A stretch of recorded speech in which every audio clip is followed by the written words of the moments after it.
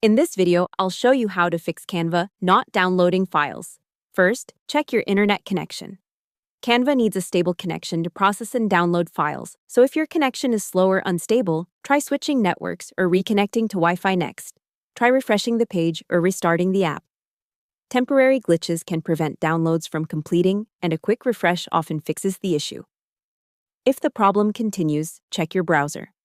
Clear your cache and cookies or try using a different browser like Chrome or Edge. Sometimes browser settings or extensions can interfere with Canva downloads. Another important step is to check your file type and size. Large designs, videos, or high-quality exports may take longer to process. Try downloading fewer pages or lowering the file quality to see if that works. You should also disable any ad blockers or extensions that might block downloads. Finally, make sure Canva's servers are working properly. If there's a temporary outage, you may need to wait and try again later. After these steps, your Canva download should work normally.